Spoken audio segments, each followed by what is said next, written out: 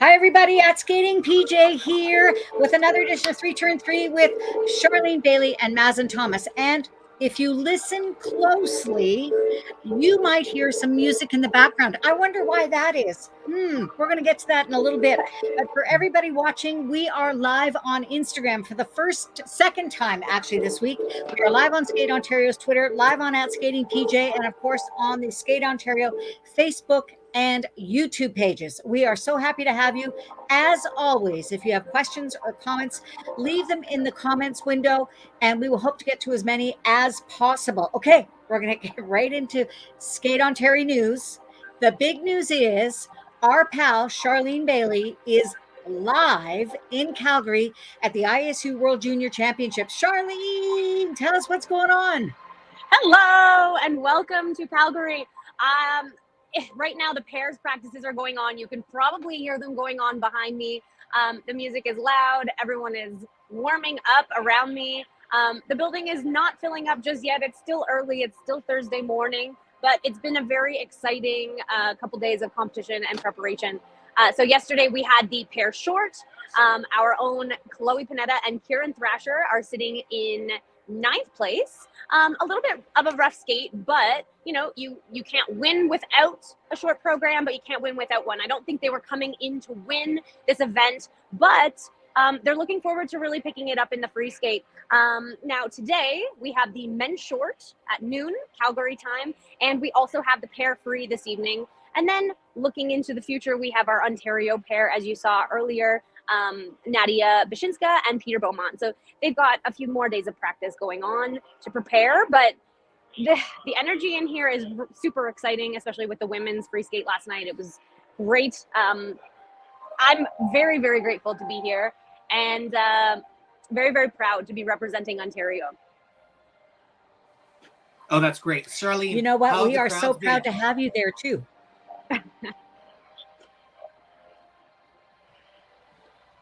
We're on a delay. Maybe you have to say it again, Mazen. Okay, so Charlene, tell us. I was just going to say we are super. Again. Yep. Go ahead, Mazen. I was just about to ask. So Charlene, how are the crowds? Have you been able to talk to any of the Ontario athletes and coaches, seeing what their vibe is, what the energy is like with them? Yeah, so I haven't had a lot of conversations with the Ontario athletes, mostly because they need to focus. This is, for some of them, the biggest competition that they've had to date. So in truth, I don't like to get too involved. I gave Peter Beaumont a nice nod the other day when he was warming up for practice. But aside from that, the energy has been great for all of the Canadian athletes, which has been fantastic to hear, as well as the other athletes. I mean, in Canada, we like to support everyone, especially, you know, the Ukrainian skaters. They got a big cheer last night. The hometown girl, Kaya, the place erupted for her, as one would expect. This is her home turf, actually, and where she trains. So we're looking forward to more volume and more excitement as the week goes on. And you know, the fact that Chloe and Kieran have ended up in the top 10, this is the most important event on that junior international calendar, and a top 10 finish, even, you know, and when you say a bit of a rough skate to finish at that level, considering how many junior world pair teams there are around the world, I think is pretty spectacular.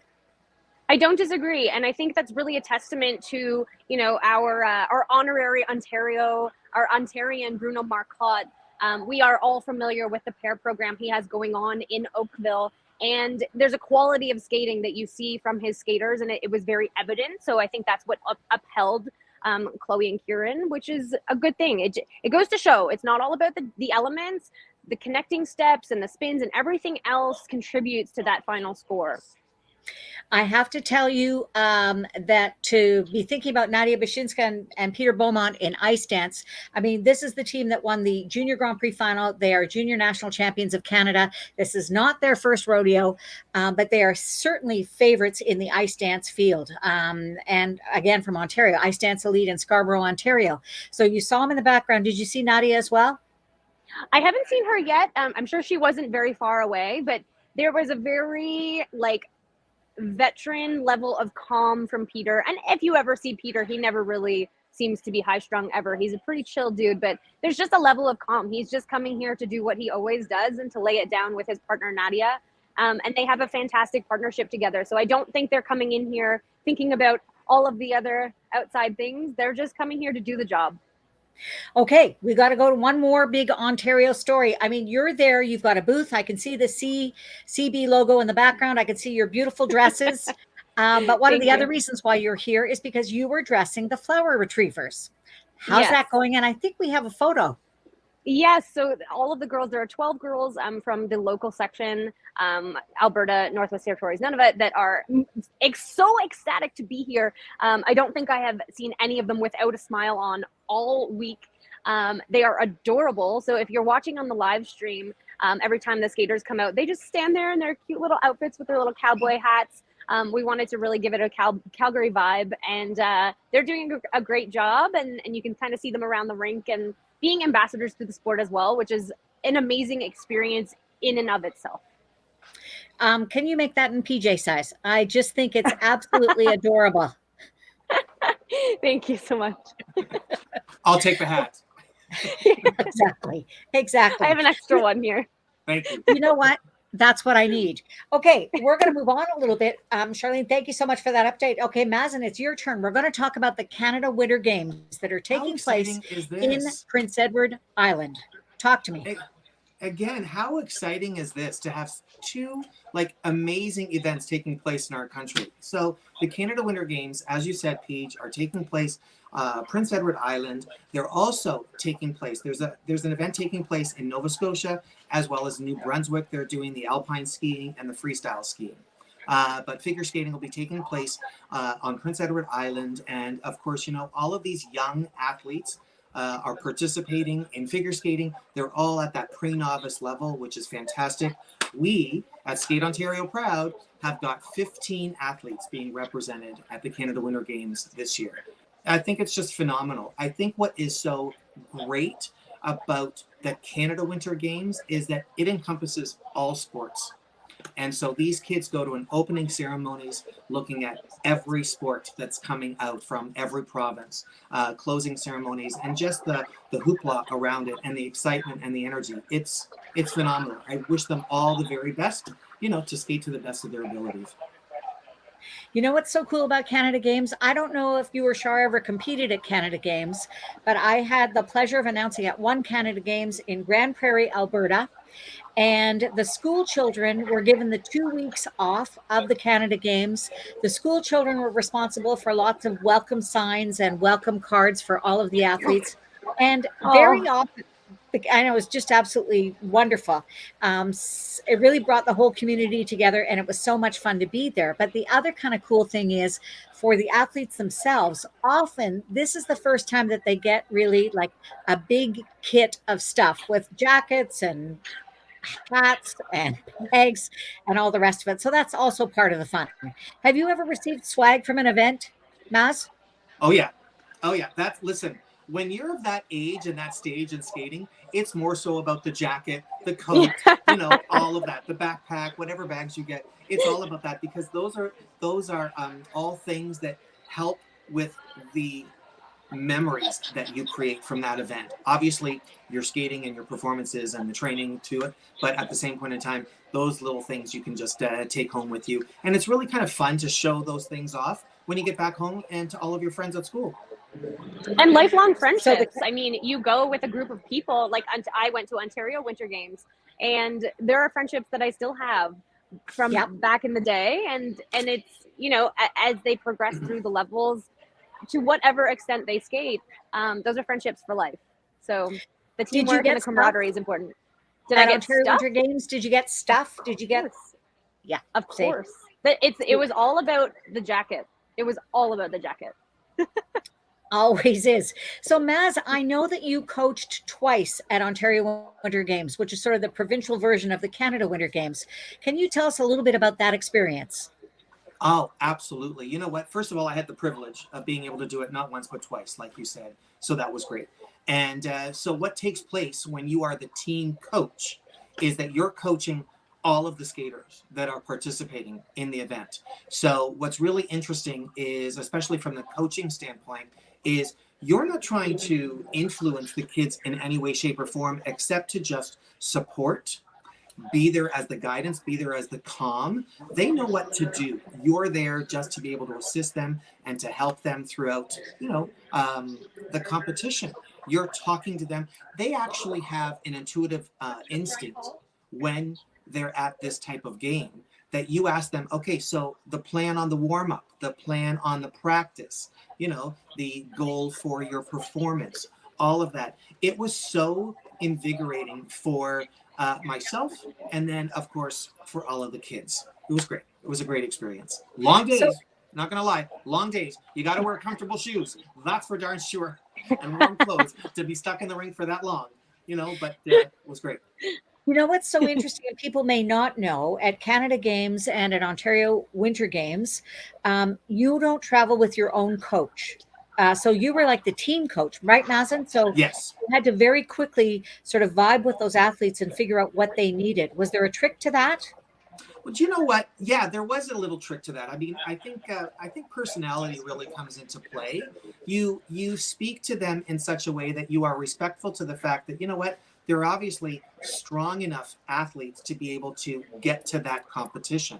So they've done all the work. Now it's your time just to support, to encourage, to keep them on track, and to not hopefully get too distracted from the fact that, there's at my time, at least, there were kids from other sections. And so it was all of the province, of the kids, competing against one another. You know what? We had a great comment from Funny Dog that just flashed on the screen that talked about being able to watch events in person. As we know, I was in Charlene territory, which I was, Calgary, a couple of weeks ago for the Novice Nationals and the Canada Cup. So much fun to be in the rink and actually seeing skating live. So Funny Dog, we're with you. That is exactly right. Those of you that are watching, wherever you're watching, we welcome your questions and comments, and we'll get to as many of them as we can. But you know what we're going to do now? Remember that on thin ice that we've created a couple of weeks ago that we're talking about sort of stuff that may or may not be controversial, but certainly topical. We have a great question this week. Okay.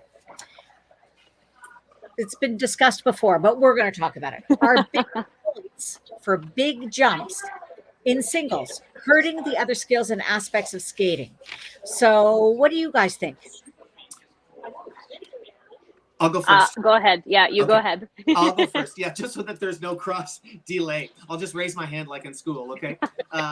So I think that it is a great concept to be able to put big value on big elements within the program. But saying that, it also comes at great risk. So if you're working towards doing that quad triple combination, if you're working towards, doing or trying that quad axle and it doesn't go well, that's a lot of points that you've just given up. But at the same point in time, if it does go well, then that just catapults you higher.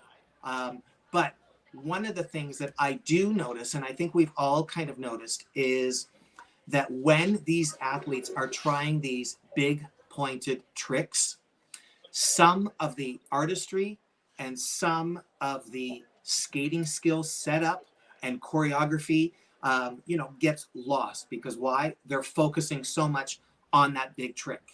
So it's a yin and a yang scenario. When you can be an athlete, let's just say, for instance, like a Yuzu or a Nathan Chen, and you're able to do those high-level, hard tricks with the choreography and the skating skills never lost, then by all means, it pays off. Yeah, and I don't disagree. Okay. I think a lot of the time, when you're really focused on those big elements, those big tricks, if they don't go well, we see it time and time again where the skater, hopefully they pick themselves back up, but maybe they spend the rest of the program tripping over their lip because they know that it's all over, but the crying at that point. And then they really let the program go downhill. And I think, especially in Canada, we are known for beautiful choreographic skating. We are home in Ontario to some of the best choreographers in the world. So in Canada, we really have a high standard for what it is to be a high level skater. And it's not just about the big tricks. Do we have people who can do the big tricks? Sure, but there has to be something more. It's that je ne sais quoi that really is the essence in my mind of Canadian skating. So I'm very biased. I will take artistry over the big tricks every day of the week. Matt Markel, hello, love you. End of story, mic drop. I absolutely agree with you. And you know, it's funny because I think that, and I'm going to deviate a little bit or expand the conversation a little bit also to ice dance and to synchro. There's a certain amount of sameness that we're seeing. So in order for you to really sort of like get out of the box, in order for you to really be able to sort of make your mark, you have to be thinking in a highly creative way, because let's face it, if what you're trying to do is to get the maximum amount of points for everything that you're doing, then you have to balance that with something else. Now in ice dance, they introduced something kind of cool, which was this step sequence that really kind of reflects the character of the program that you're doing. So, but it seems a shame to me that we have to inject what I call the Kurt Browning Casablanca moment, that we actually have to legislate that back into skating. To me, skating always had that. But by the same token, if you do those quad jumps and potentially those quintuple jumps that are coming, then that's something to do. We have a legendary official from the synchro world who is a skating insider, who's got a great comment for us. This is Joanne Shaw. We all say, hey, holla. Hi, Joanne. So if we take a look at her comment, she is saying that she completely agrees with Mazen. Sometimes it is better to get a higher GOE, meaning grade of execution with elements that you can do well. It also helps the program component mark. What do you guys comment about that? I absolutely agree. I mean, look at the example of Chloe and Kieran last night. They didn't have a great skate, but they're not sitting in, the most terrible position because there is more to their program. I think that's a testament to that. Thank you, Joanne, for adding that comment. Exactly. And you know what? And it goes triple for synchro, because when you're able to sort of like really develop that theme and really develop the character of the piece that you're doing, it makes all the difference. And you know what, honestly, we've all watched a lot of skating, and sometimes you can watch skating with sort of one eye down and one eye on the rink and one eye down, one eye on the rink. So really, I want you to just bring it each and every time. Maz, you get the last word. Hi, Joanne. How are you? I'm so happy that you're tuning in. And you know what? I'd like to say this. The memorable programs can be memorable for a couple of different reasons. They can either be memorable because of the athleticism of the athletes. It can either be memorable because of the creativity of the programs, but nonetheless, whatever makes that little memorable moment for you, the spectator, is what is important. And I think at that moment in time, skating is going to be skating always. It's going to be an athletic and an artistic sport. So I think you have to try to find that right balance to be able to get the big points, but still have memorable skates and performances out there. Absolutely. And there are many more great performances to come. So that was On Thin Ice this week. We want to make sure that you tune in each and every week and have your say, because it's not just about us yakking on about skating. It's about what you guys think too. What? When did that change? Okay, we are talking a little bit now about some other miscellaneous stuff that's going on. The Skate Canada Award nominations have closed, but the Skate Ontario Award nominations are still possible. You need to go to our website, which is skateontario.org. We also have long-term development webinars happening on Skate Ontario, as well as the Skate Ontario Strategic Plan for Coaching Input. What was it you said, Charlene, about the pandemic? Or maybe it was our backstage producer that we don't ever let out. And that was that the pandemic may have impacted people's ability to deliver on what they thought they were going to be delivering on at one point. Do you have anything more from Calgary, Charlene? What are you going to be doing for the rest of today? The rest of today involves drinking a lot of coffee, wearing not comfortable shoes. Mazen, I'm sorry to let you down. And just watching some skating and enjoying everything that there is to enjoy at WinSport today. Obviously, we are here until Saturday. Everything's kind of ramping up. So that will be me chilling here. If you are in the Calgary area, absolutely come visit. And if you are not, please send your questions, comments, likes, all of that stuff to both myself and also Skate Ontario, because I'm just bringing Skate Ontario with me. Fantastic. And we are so glad to see you. Mazen, what about you? Listen, we've got some great stuff lined up for the next few weeks for some shows, but please, everyone that's tuning in, if you've got some show ideas, any questions for us, please feel free to reach out on social media. We'd be happy to, answer your questions and, chat about what you enjoy, which is skating, which is what we enjoy. There you go. We want to thank everybody for joining us today. Remember to follow us on social media. We are at Skate Ontario, just about everywhere you want to go. Let us know if you'd like having us on Instagram. Follow us everywhere that you possibly can. Make sure you subscribe to our YouTube channel, which, by the way, in the last couple of years has gone from, it was like 4 subscribers, and it's now up over 900. Why? Because we give you some good stuff to look at. If you want to revisit any of the events that we've done, go again to our social media. And don't forget, the provincial championships are coming up at the end of the month in Stratford. If you want to come watch in person, we'd love to see you there. If you want to just come say hi, I'll be there. And of course, we're your 3 Turn 3 connection. Thanks so much for watching. Say goodbye, everybody. Bye-bye. Bye, everybody.